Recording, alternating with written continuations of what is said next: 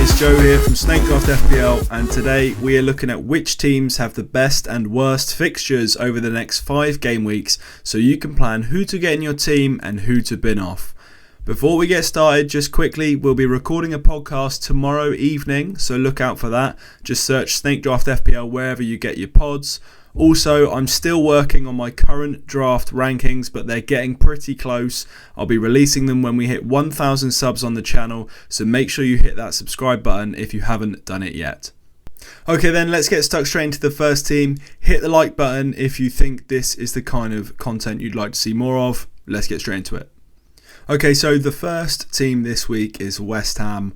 Obviously, I know they've been struggling in attack so far. They look pretty timid during the Chelsea game, especially in the first half, but they really kind of sprung into life as the game went on. And I think there's some owners out there, especially people that own Bowen, that are getting really frustrated. Well, I think it's about time West Ham's fortunes are going to turn a little bit. I don't think they've been quite as bad as people have been making out, and the next 5 fixtures are pretty strong. So they got Newcastle at home in game week 7. Obviously not the easiest fixture, but you definitely expect them to score at least one in that game.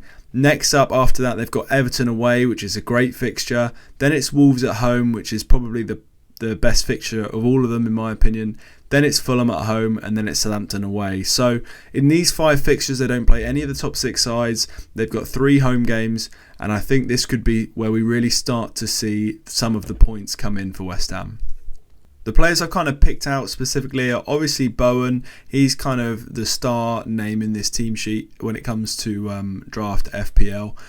I would say that obviously these aren't all players you're going to be able to pick up off the waivers, but these are players you might be able to target in like a buy low situation for a trade, where you can find a frustrated owner and maybe get them for a lesser valued trade than you might expect. So Bowen is obviously someone that I think will profit massively from these fixtures. Souček's another one I really like as well. I think especially in the easier fixtures, he has a better time of it because they have more possession and they get higher up the field, so he has more of a chance of pushing into the box.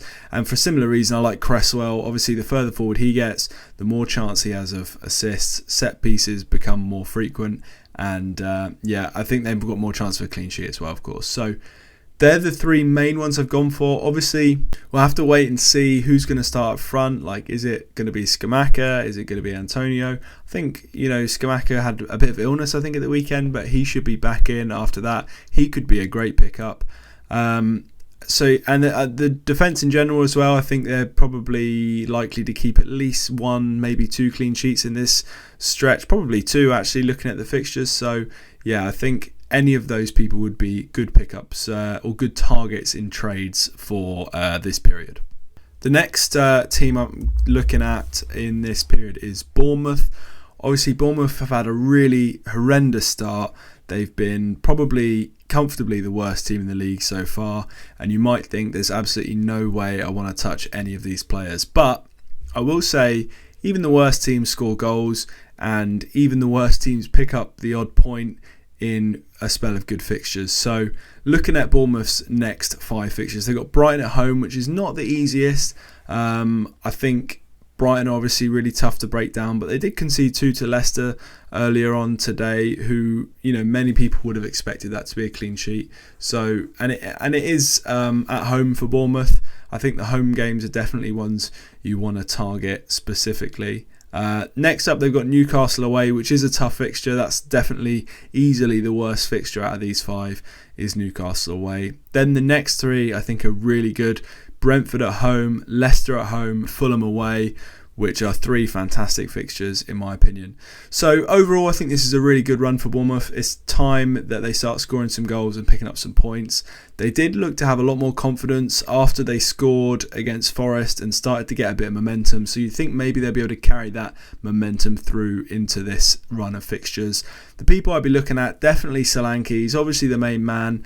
If you can pick him up now, someone might think, he got a goal and assist last season, it's time to ship him off. Actually, I think there could be more to come from him. So Solanke would be the number 1 target for sure. Secondary target I look at is Billing. Obviously, he scored an absolute wonder goal against Forest. You wouldn't expect him to do that every week, even though he does kind of do it more often than you might think. But What I'm interested in with Billing is actually he was playing number 10 as opposed to sort of the deeper position that we've been used to. So if he can carry on playing number 10 for Bournemouth, I'd expect at least an attacking return or two over these 5 fixtures. And the last man I'm looking at is Tavernier. I did actually pick him up in one league last week.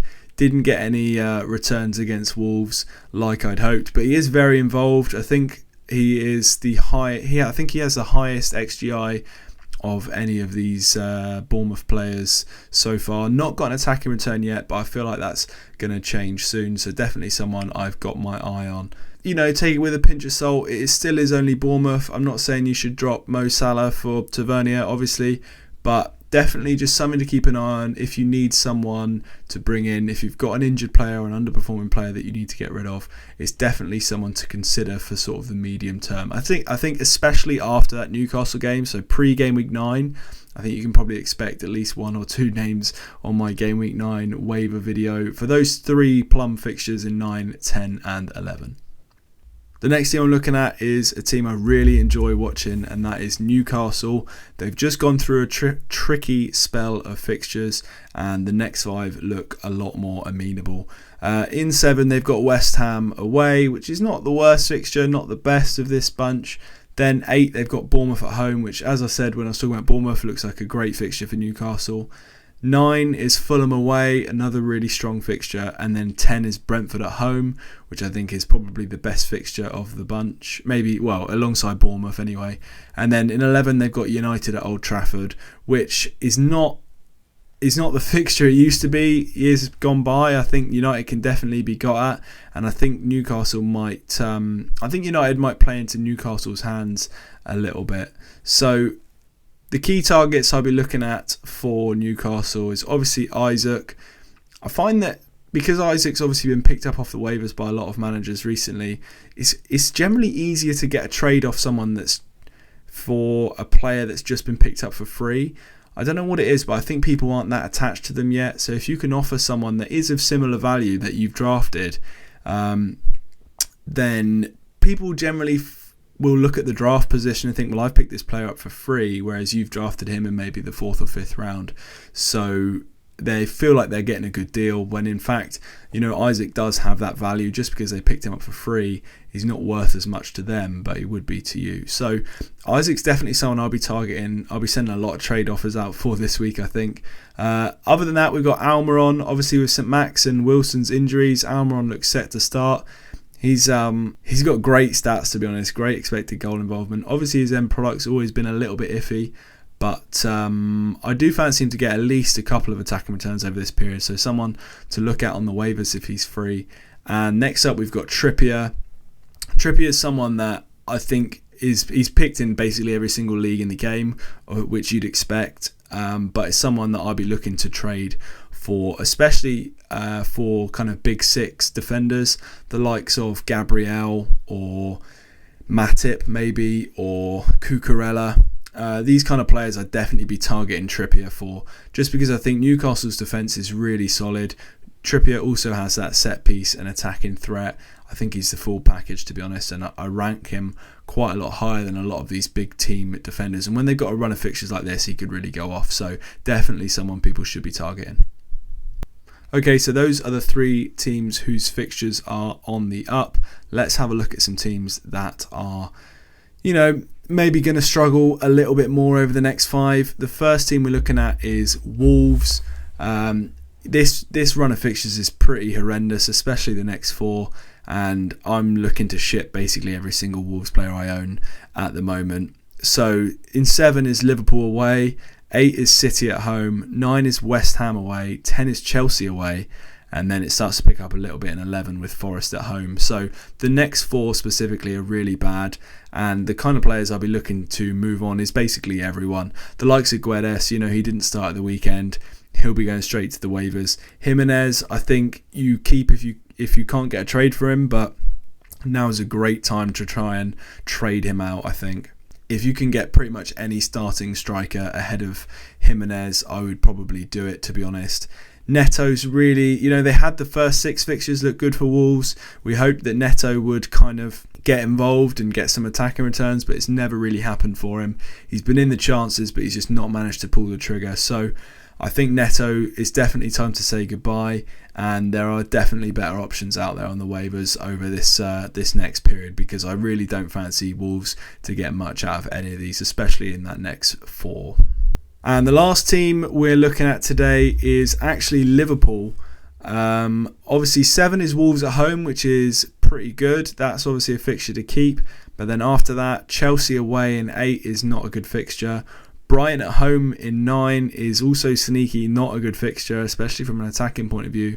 10 is Arsenal away and 11 is City at home. So this is from 8 to 11 is a really tough period for Liverpool, really tough. And I would expect them to really, they're not going to be getting the 9-0s in this period for sure.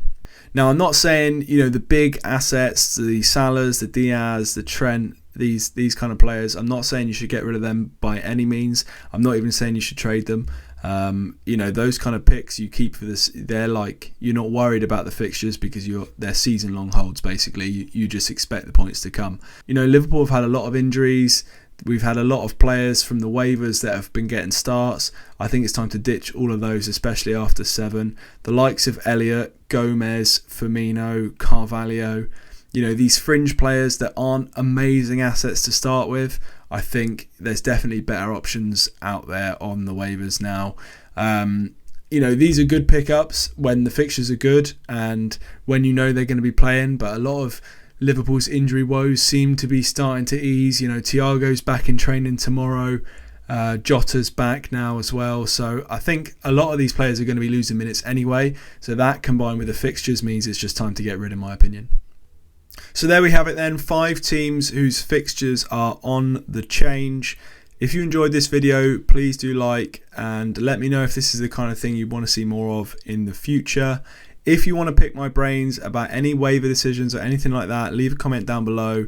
But if you really want to get a detailed, comprehensive answer from me and a bit more back and forth, then check the link in the description for our Patreon, where you can join our Discord server, and from there you'll find all kinds of discussion on Draft FPL. Subscribe if you're new, and we will see you next time.